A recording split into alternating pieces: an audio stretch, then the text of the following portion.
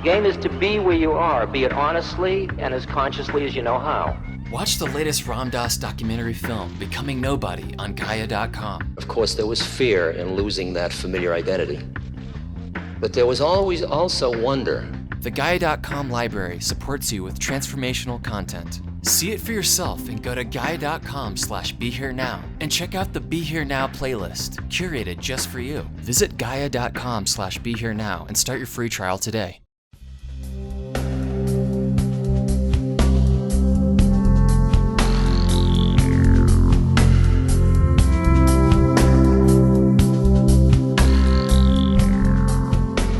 Hey everyone, it's Raghu. I'm back with my old friend Danny Goldberg, and you all know Danny because he had a show here for some time, and he appears often on Be Here Now Network in one way or the other with whoever. And Danny, welcome. Great to have you. Thank you. Nice to be here now. Yeah. So I asked Danny to do this with me when I heard of the death of John Lewis, congressman who died just a few days ago. And Danny has been very close to the whole historical civil rights issues and the people. Of course, Danny's who isn't in a way a devotee of Dr. Martin Luther King? But Danny has spent a lot of time in his own private life, basically, as well as somewhat public life, focused around the work of Dr. King. So I thought, okay, let's do something. The caveat is we're two white guys, but in a way, we're also two humans, and we have such huge appreciation, especially for the work of these men and women who really went so far to change the culture of this country. And of course, we're in the middle of that roiling itself, quite largely through, of course, the death of George Floyd. So, Danny, maybe, I thought it would be great. You always do so great with me. Now, I'm from Canada, so there is a little bit of a difference in terms of how I grew up. Actually, I wanted to tell you that we did, because of the Foundation Love Serve, remember, we have been educating ourselves. We actually did a little seminar last weekend with the person, Robin, who wrote White Fragility. I'm not sure. Are you familiar with that book? I'm familiar with it. I have not read it, but I'm well aware of the book, and it's on my list. Yeah. It's pretty great. So it allowed me to see some of the differences with where I grew up. Because one of the questions was, did you grow up in, was that a mixed neighborhood? If not, how far away from you was the neighborhood? Were you going to school, a multiracial situation? None of it applied to me. I'd never even, I actually did not. The only time when I remember 9 or 10 years old, taking the train with my cousin going from Montreal to Toronto, and the porters were black. And I later found out that was one of the few jobs that the very few Canadians, but black people could do back then. And my introduction actually was mostly around, because I was so much into jazz, that there were a couple of clubs in Montreal, and this was later when I was a teenager. So I have it pointed to me that a little bit of a difference in terms of my relationship with black community. And but I thought it would be great if you just a little bit of historical perspective on how this all got created. I mean, in my education recently, one of the most wild things that not that wild, that the Pope in 1600s or 1700s gave his benediction to the Portuguese government to allow slavery to go forward. And all they asked for was they wanted them to be converted, and they wanted a bounty for every head. And that was one of the antecedents to this horror. But yeah, a little bit of historical perspective might be good. Well, I just thinking about John Lewis in particular, since it's his passing that's kind of the catalyst for this conversation. Yeah. Although it's worth noting that the same day that John Lewis passed, C.T. Vivian, who was also a very close colleague of Dr. King's, very much committed to nonviolence, also passed away. He was, I think, about 10 or 12 years older than John Lewis. John Lewis was 80, and I think C.T. Vivian was somewhere in his 90s.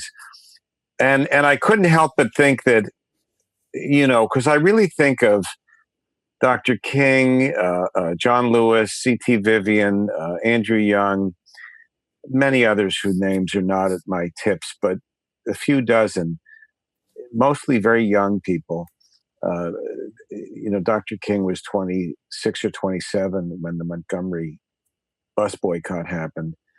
John Lewis was 17 when he first met Dr. King. And they were kind of, to me, the equivalent of the founding fathers of the United States in terms of these young people who did things that were so revolutionary and so important. And of course, John Adams and Thomas Jefferson also passed away on exactly the same day. There is I don't want to belabor the comparison, especially given the fact that most of the founding fathers were slave owners.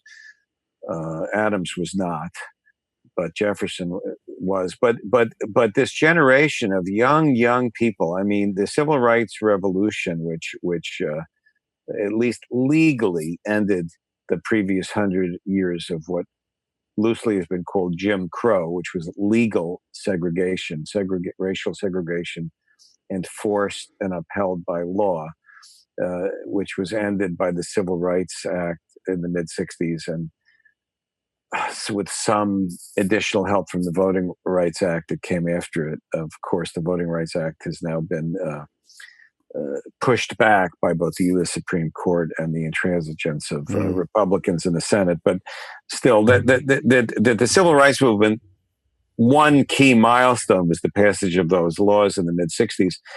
And that was a revolution after 100 years of legal segregation. And it was done by these young people. There were older African Americans who'd fought this battle for many, many, many decades, and most famously, the NAACP had a series of lawsuits, and they played an incredibly important historical role. And without the NAACP and without litigation, without people like Thurgood Marshall, who first became known as the lead attorney for the NAACP Legal Defense Fund, and then later was on the U.S. Supreme Court himself as the first African American member. But I don't believe any of that would have happened without this movement that was driven by these younger people, that just arguing the law was not enough. They needed this mass movement. And the purpose of the mass movement, I think, was to change the consciences and therefore the political will of white people, because certainly African Americans all along were against all of the racist policies, whether it was legal or just cultural, that put them at such a disadvantage even after slavery was abolished. It was changing the political reality among a politically salient number of whites that created the political climate for finally at least those laws to be passed. And I think there's a mirror of that in terms of the demonstrations after the murder of George Floyd, in which, thank God, enough white people have changed their opinions so that people in government are feeling pressure from a politically relevant majority, because, there's still, more whites than, any other group in this country. but King again was I think 26 when he first went to Montgomery to be the preacher of the church there after he got out of his graduate work. And within the first few months of him being there, Rosa Parks, refused to sit in the back of the bus. The Montgomery bus boycott happened, and that triggered what we think of as the Civil Rights Revolution that sort of starts in the mid-50s. And a culmination, certainly not the culmination, because we haven't resolved the issues of racism in this society yet, but a significant step forward takes 10 years, between Montgomery bus boycott and the passage of the Voting Rights Act. And,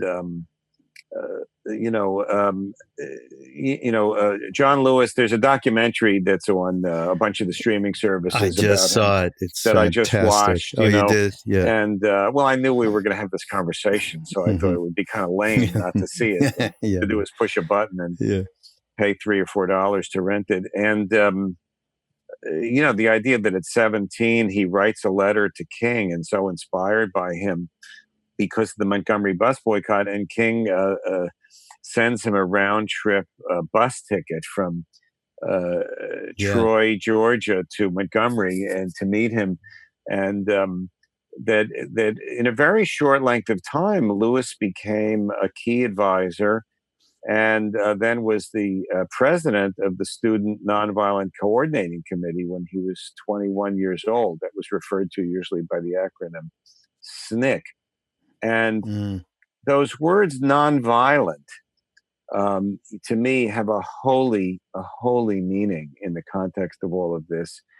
And Dr. King had studied in college the works of Gandhi, who was a great inspiration to him, and Niebuhr, and Henry David Thoreau, and many other people, Emerson, who had written about nonviolence. The example of India obviously was the most famous one, but him and John Lewis in particular, and C.T. Vivian certainly, never wavered in their commitment to nonviolence. And it was often expressed as the wisest tactic, because King would often talk about, we're a minority in this country. It's just simply not practical to think that we could possibly physically prevail in any kind of armed conflict. It's not going to work. It's not going to make anyone's lives better. So and that was an important argument, and it was a tactic, but it was also a deeply held spiritual belief. You can't listen to John Lewis's many speeches or Dr. King's many sermons and speeches, because Dr. King was as much of a spiritual leader as he was a civil rights leader in terms of his legacy, in my view of things. And that was connected with people like older American pacifists like A.J. Muste, and British pacifists like Bertrand Russell, who had a deep spiritual, ethical belief that was the way human beings had to behave to achieve change, even if it was painful. And I recently also rewatched the Gandhi movie, which I think holds up pretty well. And of course, that was not a particularly popular philosophy when Gandhi introduced it in India to, there's a huge rage at the British, and also a lot of violence between Muslims and Hindus. Unfortunately, the latter problem has not gone away. And he would say, nonviolence hurts, and people get hurt, but people get hurt in any kind of a conflict. It's not like people don't get hurt in a violent conflict. It's a question of what is the right thing to do, what creates the right residue and context for a decent society, what is the spiritually right thing to do, and what's actually going to be effective when you're dealing with the imbalance of physical power and economic power, which is the case. And John Lewis never wavered from this. In fact, when he was 22 or 23, when Malcolm X's popularity was growing in the African-American community, Stokely Carmichael ran against him to be president of the Student Nonviolent Coordinating Committee. and beat him. And so and the Student Nonviolent Coordinating Committee was no longer committed to nonviolence, but John Lewis stayed committed to it. And I saw there's a historian named John Meekum who's apparently working on a book about Lewis that's going to come out, I guess, in the fall. And he was on one of the TV shows, and he said, and he spent a lot of time with Lewis in the last years of his life, interviewing him in the context of the book. And he said Lewis never got over his pain at being rejected by SNCC, even though he became a U.S. congressman and served for over 30 years in the United States Congress and was praised, rightfully so, by everyone from President Obama to there is no modern American politician who didn't have good things to say about John Lewis. He was beloved. Even John McCain loved John Lewis. There were Republican Congress people who loved John Lewis. He had radiated a decency that transcended politics, even though he was very unwavering ideologically. But he apparently never really got over the feeling of disappointment and rejection and pain from that. And, it's such a good lesson because most of us have had rejection in our life from one way or another. I certainly have. And, the trick is not to pretend it doesn't hurt. The trick is to get over it. Not in terms of not feeling the pain anymore, but not letting it dominate your self-definition or what you do in the future. And boy, John Lewis, what an example of someone who, quote unquote, had this huge loss at the age of 22 or 23. And then, that was in the 1960s, and he doesn't enter Congress until 1987. So it's not like he just went boom, from strength to strength, as some of our, the rabbis say. He spent 20 years just staying committed to his beliefs in a sort of unglamorous way, and then reemerges as this. They called him the conscience of the House of Representatives. Where he served for the better part of 33 years. Just a beautiful being. He radiated beauty. I didn't ever get to know him, but I did meet him a couple of times, and he just had that vibe that beautiful souls have, and kind of was able to be incredibly pragmatic about politics, strategic, tactical, and effective, without losing the innocence and sweetness of a spiritual person. And we don't get a lot of examples of that inside one human being in our society. And he was one of them. And, really just beautiful to think about him, even though as much as it's a drag he's not on the planet, it's also an excuse to reflect on a beautiful soul and a beautiful energy that is still on the planet. Yeah. And, when you talk about holy, in terms of nonviolence and all of the philosophical resonance that has, and the fact that it's just at its core spiritual, that I picked up this thing that's an excerpt from John Lewis's book, Across That Bridge, A Vision for Change in the Future of America. Let me just read this, because I think our listeners, obviously, I focus a lot, mostly on consciousness, still do some stuff around what's going on in our social lives, and a lot of that with you.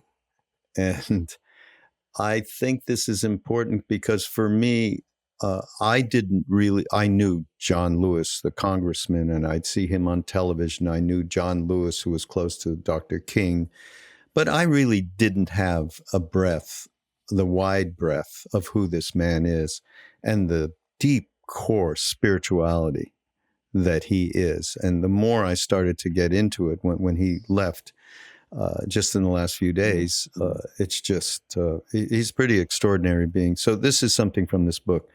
He said, "You are a light. You are the light. Never let anyone, any person, or any force dampen, dim, or diminish your light. Study the path of others to make your way easier and more abundant. Lean toward the whispers of your own heart. Discover the universal truth and follow its dictates.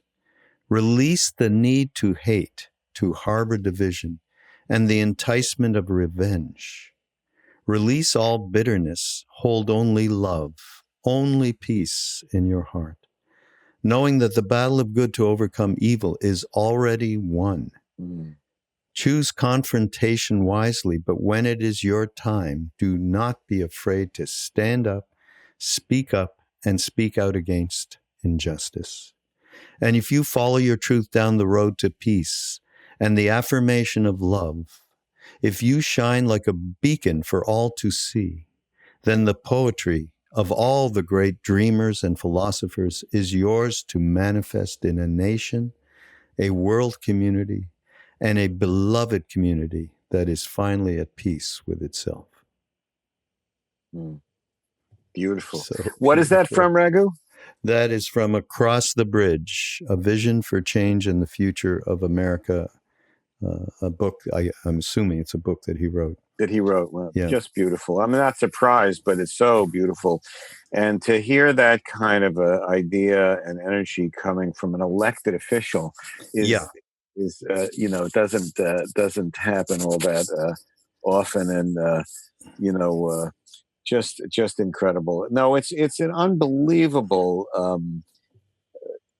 the contributions of African Americans to this culture and to world culture coming out of such a horrible oppression, both through slavery and through the post-slavery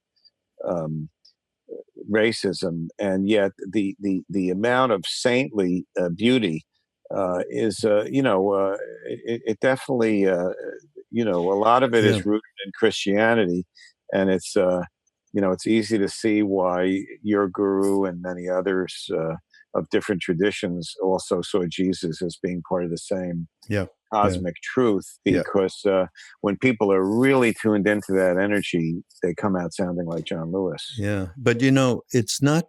I just read some beautiful words that he wrote, and then it was action about him. He was the famous march across the Edmund Pettus Bridge, and Edmund Pettus was some Confederate racist. There's now a movement to try to change the name of the bridge to the John Lewis Bridge, which I hope happens. But no, he was beaten and bloody, and I think his skull was cracked. And of course, many people in the civil rights movement, less famous, many of them were murdered. The 3 civil rights workers famously in Mississippi, and many, many, many others, and hundreds more were beaten. There's an incredible film of C.T. Vivian, who I mentioned earlier, talking to an Alabama sheriff who then just beat him, and while he was just expressing love, And there's a story. There's another documentary I strongly recommend that you can find on HBO called King in the Wilderness. And it's about the last 18 months of Dr. King's life. And for whatever reason, it didn't get a lot of publicity, but it's incredibly well made. And it centers around the last 18 months of his life. Andrew Young tells a story about how when Dr. King was in Chicago, any student of his life, all of the books about his life focus on his attempt to achieve racial justice in Chicago as one of the great disappointments. He couldn't get the change he wanted. He got a minor group of accommodations to end the marching, and the racism that he found in Chicago and the Chicago suburbs, he would later describe as just as bad as anything we had to deal with in Mississippi when they were trying to integrate neighborhoods, change the way these housing rules were, that African Americans couldn't buy homes or they couldn't get mortgages, or they called it redlining, this whole elaborate system that wasn't enforced by law but by business practice that had the same result as legal segregation. And how they were marching, and there were hundreds and hundreds of angry white racists screaming racial epithets at them. And Andrew Young, who later became the mayor of Atlanta, and a very distinguished career, but at that time he was one of the key lieutenants of Dr. King, said that this a woman came right up to King with her veins bulging, screaming racial epithets at him that I would not repeat. And King just looked at her and said, "You're too beautiful to be so mean." And Young said about 15 minutes later, she came back to him weeping and apologized. Really? Wow. And these are saints in the body of human beings. These are people who have flaws. All of these people have their flaws, their egos, their imperfections. That's the nature of, I think, human birth, is my experience. It is anyway. But actually channel saintly energy into these incredibly difficult situations. And, I think that's kind of what holds our world and civilization together from going into a total dystopian chaos. And, to recognize the people who've embodied that, is a way that we can all be inspired by. There are still people doing this kind of work. I mean, I know you lived in North Carolina for a long time, and Reverend Barber, to me, is someone who does this kind of work and embodies this kind of spirit. And there are many people who aren't famous, but who do it in their moment-to-moment or day-to-day life. But having these famous role models are really useful, because it's not so easy as you know, to love everybody. It's one thing for your guru to tell you to love everybody. It's another thing to actually do it. And to see people who do it when their physical lives are threatened and when their careers are threatened, and who do it because they have this unshakable conviction that that's who they are as beings, is really, I find very, very helpful. Yeah. And how about in terms of practice what you preach? There was an incident that happened with John Lewis, where he described when he was a young man, he was beaten bloody by members of the Ku Klux Klan after attempting to enter a white waiting room. And many years later, this was in February 2009, one of the men that had beaten him came to Capitol Hill. He was by that time, this Ku Klux Klan member was in his 70s, and he had with him his son in his 40s. And he said, "Mr. Lewis, I'm one of the people who beat you and your seatmate on a bus." And the man said he had been in the KKK. He said, "I want to apologize. Will you accept my apology?" And he did. And then he hugged the father and the son, and they all just cried together. And John said, "It is the power in the way of peace, the way of love. We must never, ever hate. The way of love is a better way." So talk about love everyone. Like so beautiful. Is this from that same book? No, this is something else I picked up on some other. Very, very beautiful. Thank you. I hadn't heard that story. That's so beautiful. Yeah. And then just another thing which has nothing to do with his quote unquote saintliness or whatever. Saint is, it's a word that everybody understands, but the power of his practice of presence even in the face of the most horrible things. We saw that movie, both of us in the last couple of days. And the lunch counter scene, where they went in and they get kicked and beaten, and then they just pick themselves up to get back into the seat. I mean, this kind of commitment, and you hear John Lewis going, it's a matter of bringing love into it in that moment. I mean, just... No, and this tradition of believing in nonviolence, it's a philosophy which hasn't been particularly trendy. There's a certain glamour about by any means necessary. I respect the emotion and the sense of justice that propels that, but it isn't to me as high a calling as nonviolence. There are people that whose names we'll never know that passed on these teachings. Some of them were Quakers. I first became familiar with nonviolent theory from the American Friends Service Committee that was active in the nonviolent side of the struggle against the war in Vietnam. And of course, Dr. King, was urged by many other civil rights leaders and almost all Democrats not to oppose the war in Vietnam because they said it would undermine his struggle for racial justice. And he said, how can I tell gang members in Chicago not to be violent if I'm not against our country being violent? Don't you know me? He was incredible. Yeah, again, in this film, King in the Wilderness, this was the other big issue he dealt with the last year of his life. And John Lewis the same way.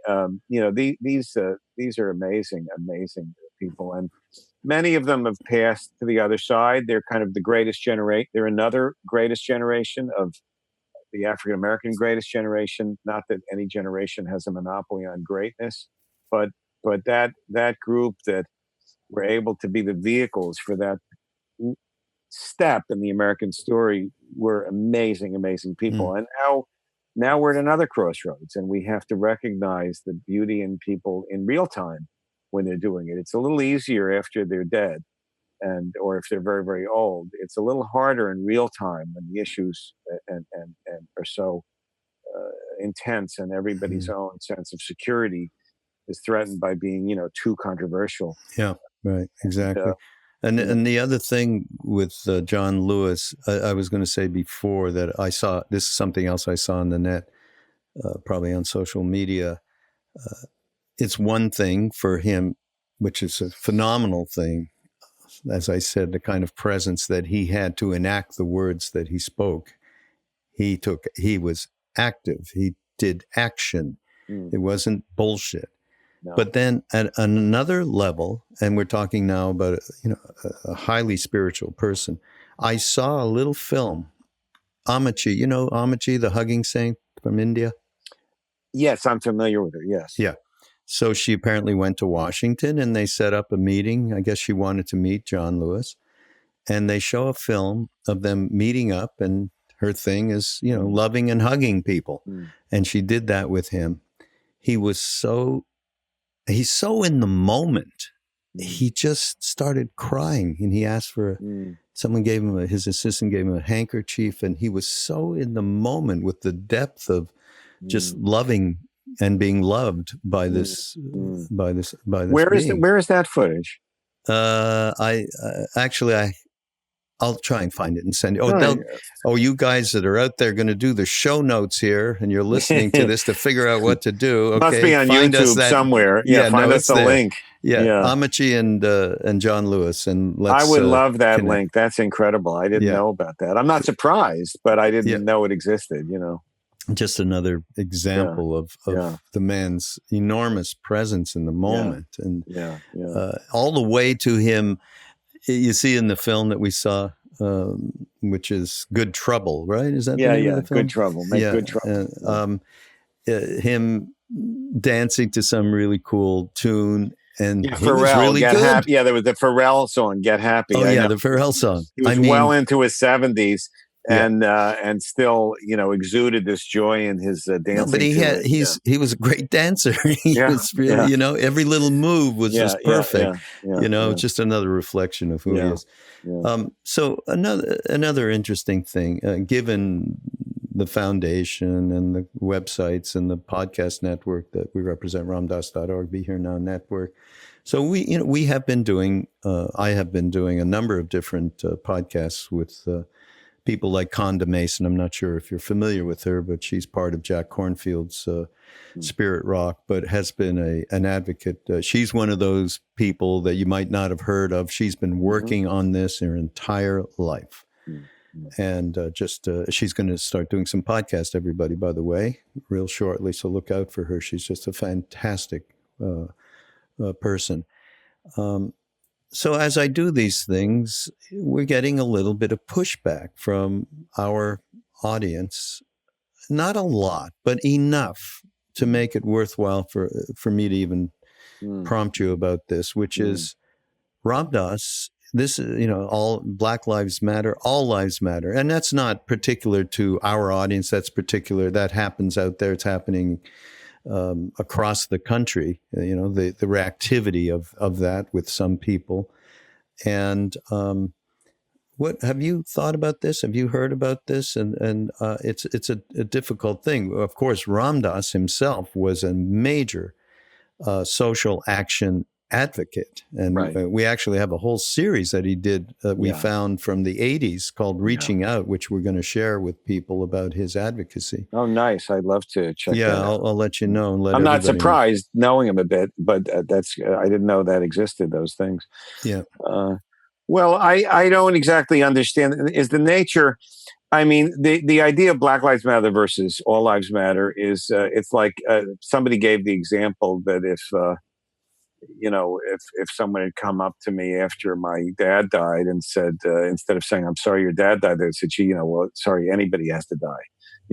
It's like, or if somebody says to you, I love you, and you say, well, I love everybody, it's not true to the situation that we're in the country. There is a disproportionate vulnerability that African Americans have.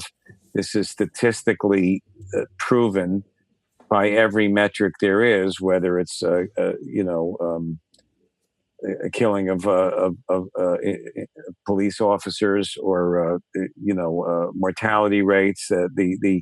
There's just an overwhelming fact that the legacy of slavery did not end with the Emancipation Proclamation. It did not end with the passage of civil rights legislation. There's been progress, is no question. It's better, I think, to be African American today than it was 50 or 100 or 200 years ago. But it's not. We haven't achieved the racial justice. It's much harder for a lot of us white people to recognize it, because if we don't feel racist and our friends aren't racist, we forget the venality and evil of the racism that does remain until we see something like that video of the murder of George Floyd. And then you start reading and remembering the disparity of incomes, the disparity of wealth, the disparity of opportunities. And, it's not very difficult to trace it to the legacy of legal segregation and unfair practices, unfair disparity of educational opportunities, of health opportunities, and all sorts of other things. And so that's why the phrase Black Lives Matter exists, to recognize that truth. And while it's true that all lives matter, it's irrelevant in the conversation about the unique consequence of patterns of racism. And, then every African American, no matter how well educated or wealthy they are, has a story about a racist incidents in their life that white people never have to go through. And that's a reality and a consciousness raising that is the goal, as I understand it, of a lot of the movement that's going on now. Now, does that relate to spirituality? Can you say, gee, if you don't believe these political ideas, you're not really spiritual? No, because I am only a limited human being and I only have the idea that I have at this moment. And I've changed my mind about a lot of things over the years. And I think it's important to honor how much we don't know, and to honor that God created the entire human race, including people whose politics we disagree with. But at the same time, faith without works, they say in the Christian world, is incomplete. If you don't live by the idea of loving everybody, if you don't live by those things in terms of the way you treat other people, then you're disconnected from that part of reality. And our mutual friend Bernie Glassman talked a lot about this in the context of Buddhism, where his views about having a social conscience were also very controversial, as I understand it, in the traditional Buddhist world. And he formed something new called the Zen Peacemakers Order to actualize his belief that he could be true to all of the classical Buddhist meditation and the transmission from his teacher that he had received, and still process that through the perception of having love and empathy for all beings, including those who are suffering, and to act in an ethical manner, and that ethics are also a subdivision of spirituality. Now, that doesn't mean that two people who are ethical and spiritual might not come to different political conclusions. Absolutely true. Yeah. But I think each of us still needs to follow what our heart and mind tells us in real time is the spiritual thing to do, and not just have it be some separate part of ourselves that's disconnected. I'm going to meditate and I'm going to merge with the light, but when I come down, I'm not going to notice a homeless person on the street or someone asking me for a quarter. That doesn't really work for me. Now, Dr. King was very preoccupied with this very issue in dealing with the white Christian community and some aspects of the Black Christian community. And his famous essay, which was turned into a book, Letter from a Birmingham Jail, is about this. It's a letter to that was in response to a statement from some white Christians who were criticizing the civil rights movement based on the idea that it was incompatible with pure religion. And he says it way better than I ever could. Another great document of his, much more cerebral than some of his sermons, but he could operate on multiple channels. So in the context of our community, look, I wouldn't tell anybody that, gee, to love Ram Dass and to follow his teachings is to vote a certain way or donate to somebody.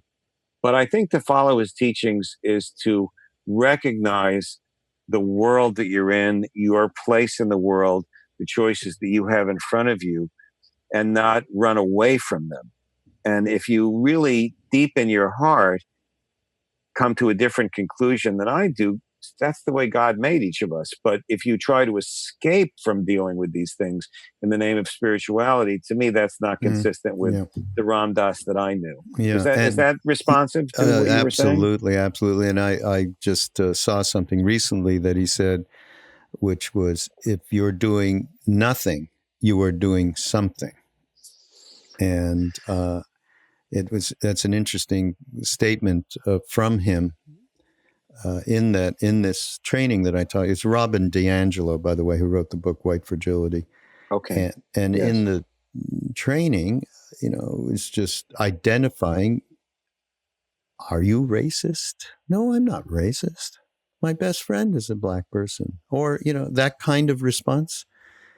And then at one point she said, the truth, though, is if you're not doing something actively, and it's not getting elected to Congress and trying to change the voting rights laws, but it's just a small kindness in your neighborhood. It's giving and supporting a Black store, owned store, whatever it may be. She said, if you're not doing this, then you are contributing to racism. So it's a pretty intense statement, and I'm sure there would be a lot of pushback around that. I even felt uncomfortable as I was in the thing, just interacting, and yet the more that, and as you said, once this thing, people saw George Floyd being murdered the way that he was, once that happened, it seems impossible not to look into ourselves, not to educate ourselves. And how can we live in this kind of unjust society without some action? Yeah, I think there's no denying that it's a we're very complex beings, and the group of a few billion of us is unknowably complex. And I understand that any particular plan, any particular program, any particular teaching, may have its limitations. And, it's not about having some allegiance to some particular dogma or what some of the people like to call political correctness. I'm all for open-mindedness, but that has to be married to open-heartedness, suffering. And no matter what our opinions might have been about the last 30 or 40 or 50 years of American politics, we have to look in the mirror in 2020 and see we've made progress in some ways. We have African American billionaires. We have African American talk show hosts. We have obviously, African American president. That's better, but it's the overall situation in terms of the imbalance of wealth, the imbalance of educational opportunity, and the way people are treated in the criminal justice system is not moral. There's something wrong. Now, to say something is systemic is not the same as knowing how to fix the system. And people of goodwill are going to have different opinions about how to fix the system. And there are a lot of very well-intentioned ideas that turned out to do as much harm as good. And then you move on to the next, But the idea of ignoring that reality doesn't seem consistent to me with being a moral person in 2020. Yeah, exactly. By the way, another little anecdote, not antidote. We could try and think of some antidotes to this stuff. Yeah, is that when, because you mentioned Obama, when he was inaugurated on the first inauguration, John Lewis just went up to him and he was just weeping, at the extraordinary moment. Yeah. And, Obama said to him, John, it's because of you. Yeah, it's because of you. It's because of you. And the weird thing is, 4 years later, the second inauguration, he went over, he remembered what he said. Yeah. He said, John, it's because of you. Yeah.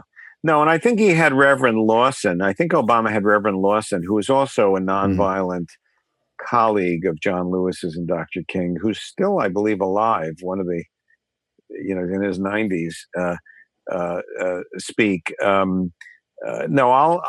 didn't agree with every policy of President Obama, but I do feel he had very good intentions and was one of our better presidents. And he did honor the tradition that allowed him to be in that position.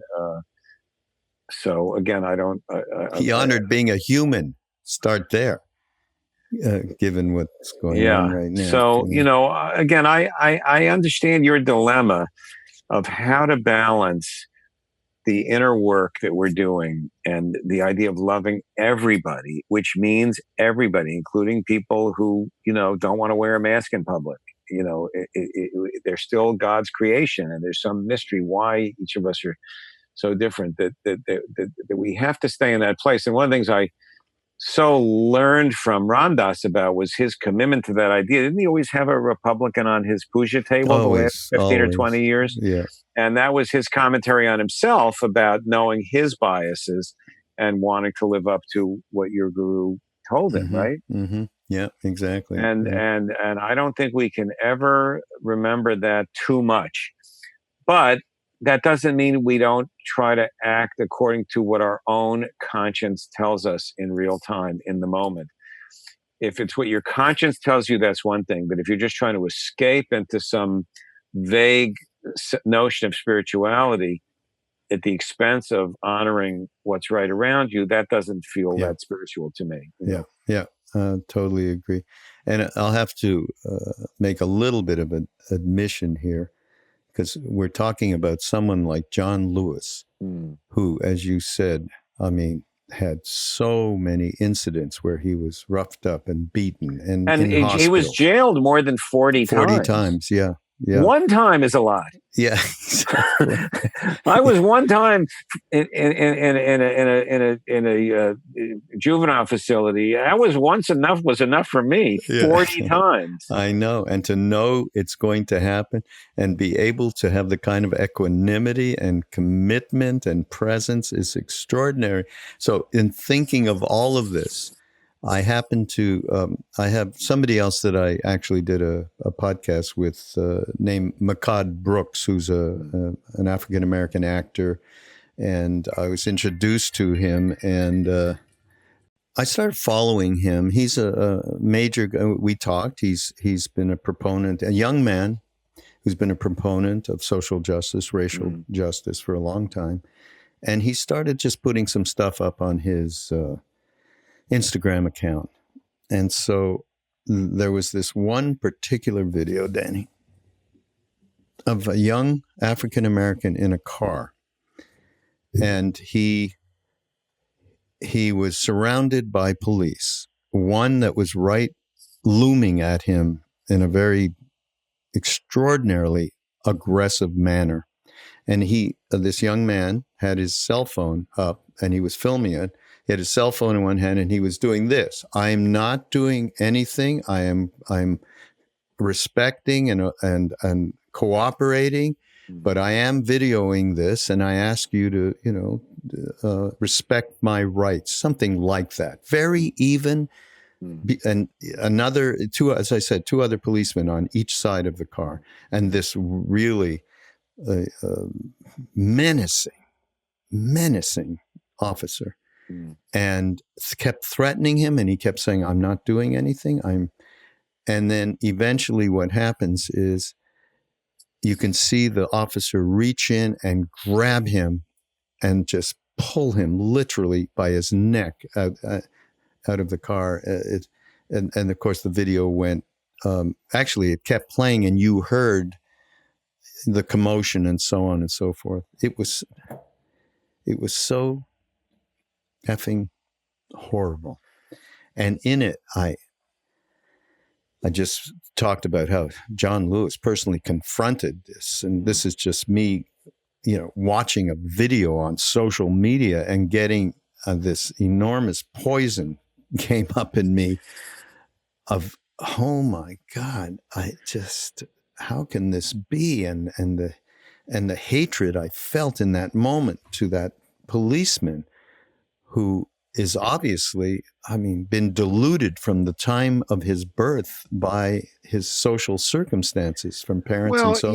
Look, I think my political views kind of have become clear through this conversation, and I'm not at all contradicting them. But I do worry.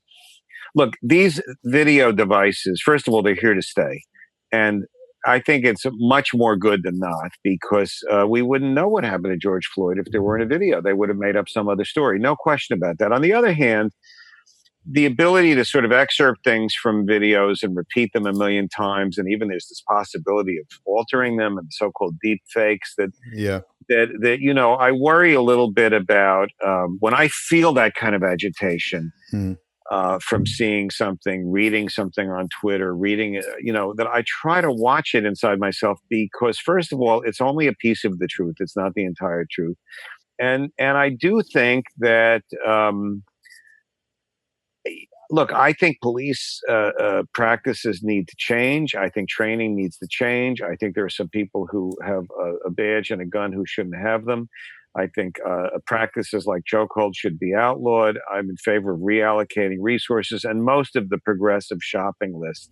But I also do think it's important to recognize the humanity of people who serve in the police. I think I've had many, that some of them have had very personal experiences that make them scared and on edge. Maybe 5 minutes before the video took place, maybe 5 years before. That doesn't mean that there's any justification for patterns of racist behavior, but I also believe to recognize the humanity of people in that job is part of what's going to make things better. And it's challenging depending on the circumstance and the situation. But, I'm not trying to compare these things, because the crisis of racism is correctly front and center right now in the national conversation. But in dealing with it and trying to evolve into a better outcome instead of just winning an argument, I think bearing in mind what it's like to have those jobs, they're not particularly well paying. Now some people admire them more, some people admire them less. They have children, they have, it's not, they're just part of a broader social situation. And policemen, because we've cut budgets for mental health, we've cut budgets for education, for recreation, that all of these problems end up being on the doorstep of a police department. and social work, all these other things going down. So somehow I'm trying in my own head to be completely committed to the progressive policy goals, honor and search myself to be it's not just racism, sexism, and the problem that women raised in the last few years, also a big deal that should be recognized. Homophobia, also a big deal that should be recognized. But at the same time, to try to recognize the humanity and good intentions of people that may not come to the same conclusions that I do, or have jobs that I've never done. I don't know how to synthesize it all. I know who I'm voting for. I know who I'm giving money to. I think we do the little things we can do without, overthinking it.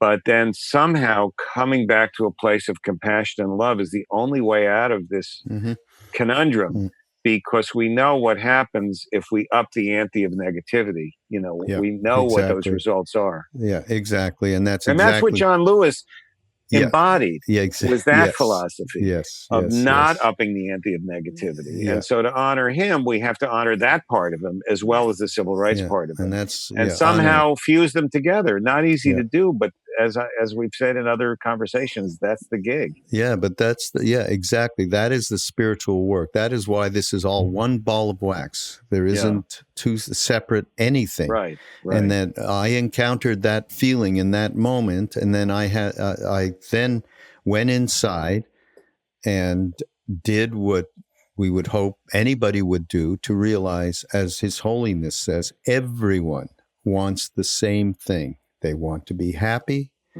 They want to have sustenance. They want peace. Everybody on this planet wants the same thing. And to recognize that is a help to cut through the us and them thing. And the other thing, even in this very, very pernicious situations that we have seen. Well, and there is a potential silver lining, not to trivialize the gravity of the problems and the amount of work it'll take to really build a just society. But, the reaction of the majority of the public to George Floyd is very different than it was to Rodney King and previous times when there were racial disturbances based on police issues. It's 2/3 of the society, and probably 80% of young people are empathizing with Black Lives Matter. That was not have been the case even 10 years ago.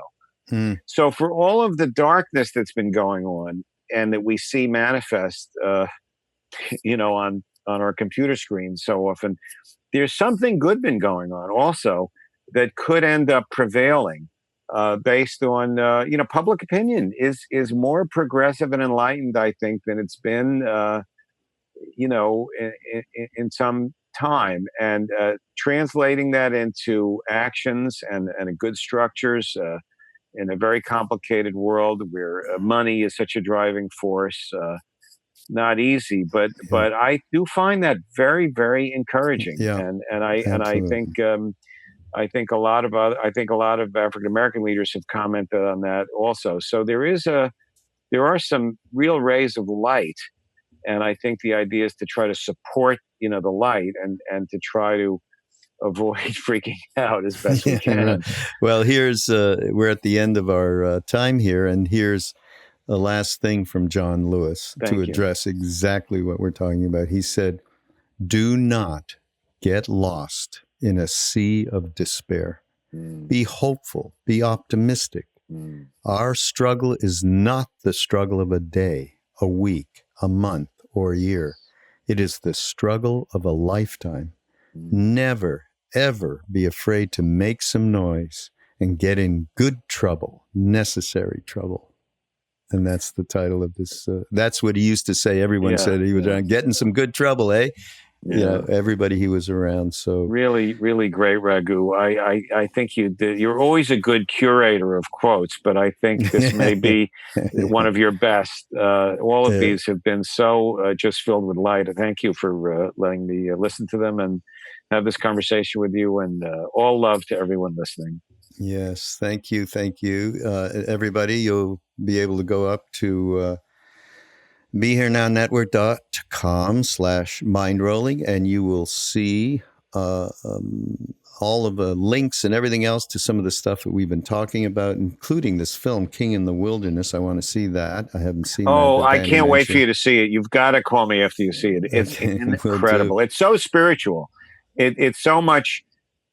It's one of a kind. It's one of my Really? favorites. Okay, Yeah. I'm going to do that. And by the way, Danny, for those of you who might not know, is the author of a number of different books around our culture, all of them just wildly great as far as I'm concerned. And he's working on another one now, but maybe too soon to talk about, a little later down the road. Yeah, a little later. It'll come out next year. Okay. It covers some of the stuff we're talking about, but I got a lot of work to do before anyone can read it. So we'll give you a couple of links for Danny's books as well. And again, thank you so much. As usual, we shall see you all next week on Mindrolling.